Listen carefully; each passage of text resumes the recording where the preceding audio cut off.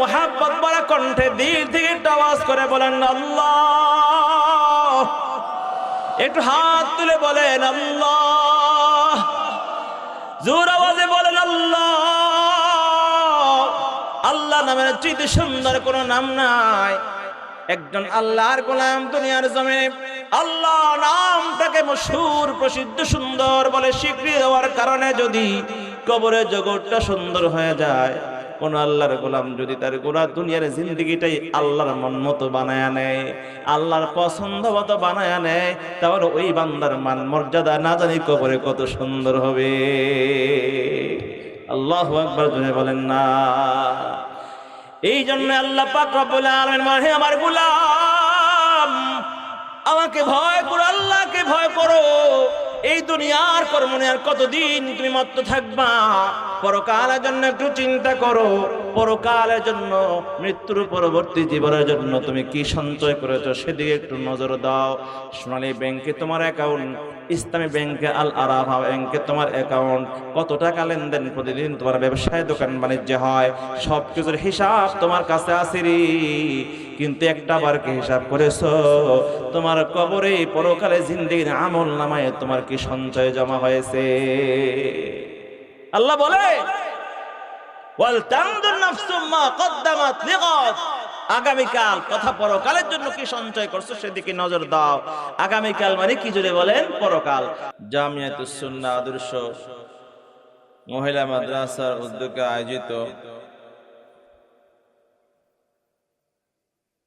Was were মাহফিল উপস্থিত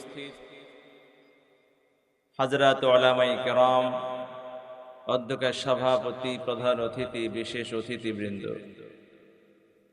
এলাকার বিভিন্ন প্রান্ত থেকে আগত আল্লাহ পাকের আশিকিন, যাকিরিন, মুহিব্বিন, মুরব্বিয়ানে আযম, প্রাণ প্রিয় আমার যুবক তরুণ বন্ধুগণ, স্নেহের কচিকাঁচা শিশু ভাইয়েরা, পর্দার আলে অবস্থানরতা শ্রদ্ধেয় সম্মানিতা মা ও বোনেরা, মহান রব্বে করিমের অশেষ মেহেরবানি, যে মহান মালিক তার অশেষ অনুগ্রহে এই মধ্য রজনীতে প্রায় রাত গভীর হওয়ার পথে আমাদের কি দুনিয়ার সর্বপ্রকার গুনাহের কাজ আল্লাহ পাক, আল্লাহ বলতে মজা আছে না নাই? আরো জোরে বলেন, আছে না নাই? অনেকে তো আল্লাহ বলেই না। আল্লাহ নামের জিকির তো এখন পাল্টাই গেছে, ঠিক না? শর্টকাট হয়ে গেছে। কি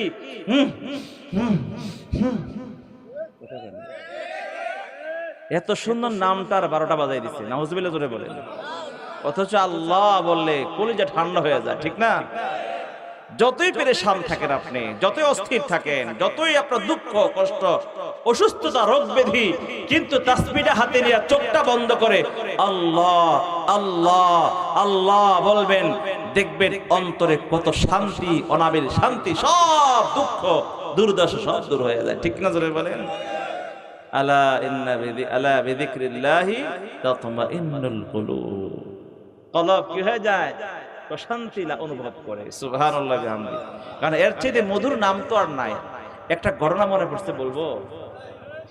ইমাম সিবওয়াই রাহমাতুল্লাহ আলাইহি, প্রসিদ্ধ একজন আরবি ব্যাকরণবিদ, উলামায়ে কেরাম, নাম শুনে থাকবেন, আওয়াম কম শুনবেন, কম শুনেছেন নামটা। ইমাম সিবওয়াই রাহমাতুল্লাহ আলাইহি, যারা মাদ্রাসার ছাত্র তারা বুঝবে ওনার নামটা। আরবি সাহিত্যের কিংবদন্তি ইমাম সিবওয়াই রাহমাতুল্লাহ আলাইহি তার কয়েকজন সাথী সঙ্গী, সমবয়সী উলামায়ে কেরামদের সঙ্গে বসা। এটা আমার কোনো বানানো বা শোনা গল্প নয়, তাফসিরে ইবনে কাসিরের মধ্যে আসছে। সম্ভবত সূরা ফাতিহার তাফসিরে পড়েছিলাম।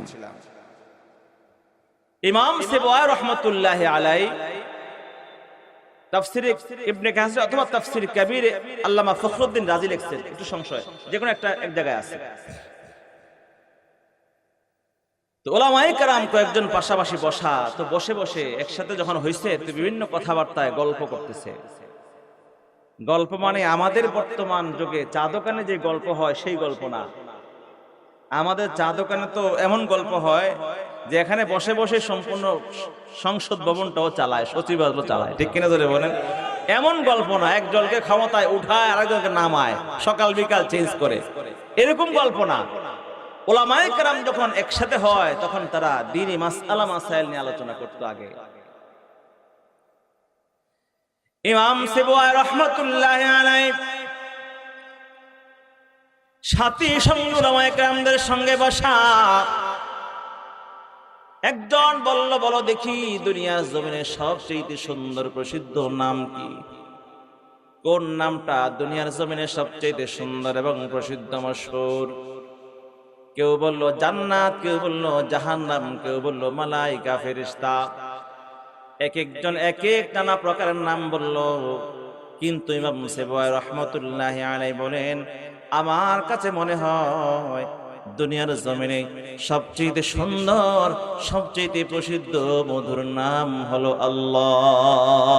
আল্লাহু আকবার জোরে বলেন। ইমাম সিবওয়াই রাহমাতুল্লাহি আলাইহি যখন বললেন, আমার কাছে মনে হয় আল্লাহ, এই নামের চাইতে সুন্দর কোনো নাম নাই, এই নামের চাইতে মধুর কোনো নাম দুনিয়ার জমিনে নাই। সবাই এক বাক্যে সমর্থন দিয়ে বলল, হ্যাঁ সিবওয়াই, তুমি ঠিকই বলেছ, সত্যই বলেছ, আল্লাহ নামের চাইতে মধুর কোনো নাম দুনিয়ার জমিনে হতে পারে না। আল্লাহু আকবার জোরে বলেন। ইমাম সিবওয়াই রাহমাতুল্লাহি আলাইহি যখন মারা যায়,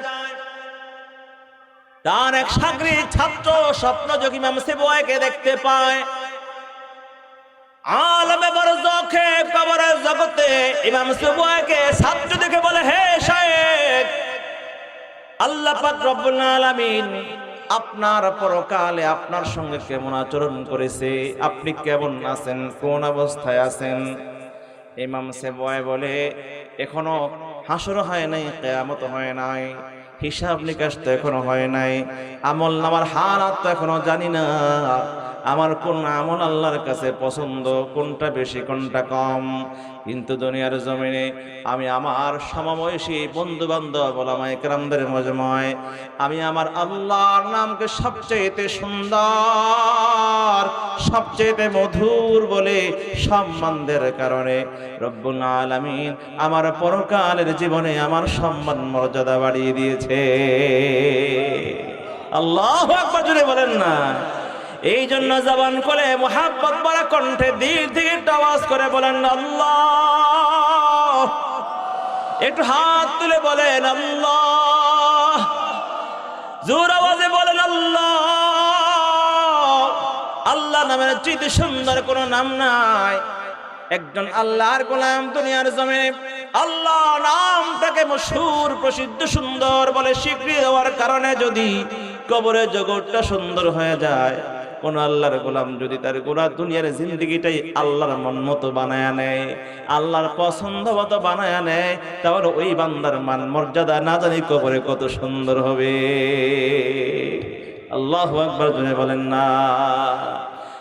এই জন্য আল্লাহ পাক রব্বুল আলামিন বলে, আমার গোলাম আমাকে ভয় করো, আল্লাহকে ভয় করো।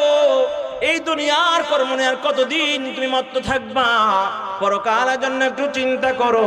পরকালের জন্য, মৃত্যুর পরবর্তী জীবনের জন্য তুমি কি সঞ্চয় করেছো সেদিকে একটু নজর দাও। সোনালী ব্যাংকে তোমার অ্যাকাউন্ট, ইসলামী ব্যাংকে, আল আরাফা ব্যাংকে তোমার অ্যাকাউন্ট, কত টাকা লেনদেন প্রতিদিন তোমার ব্যবসায় দোকান বাণিজ্য হয়, সব কিছুর হিসাব তোমার কাছে আছে রে। কিন্তু একটা বার কি হিসাব করেছো তোমার কবরে পরকালে জিন্দেগির আমল নামায় তোমার কি সঞ্চয় জমা হয়েছে? আল্লাহ বলে, ওয়াল তানদুর নাফসুম মা কদ্দামাত লিগাদ, আগামীকাল কথা পরকালের জন্য কি সঞ্চয় করছো সেদিকে নজর দাও। আগামীকাল মানে কি জোরে বলেন? পরকাল। তো পরকালকে আগামীকাল বলে কয় কারণে আল্লাহ পাক উল্লেখ করলেন? ভুলে গেছে কয় কারণ? মুফতি শফি রহমতুল্লাহি আলাইহি বলেন, আল্লাহ পাক রব্বুল আলামিন আগামীকালের মাধ্যমে পরকাল বোঝাবার দুইটা কারণ। এক নাম্বার, আজকের পরে আগামীকাল আমাদের সামনে আসবে, তাতে কোনো সন্দেহ আছে নাকি? জোরে বলেন। এই সেট আওয়াজ করেন, আছে আওয়াজ করেন না।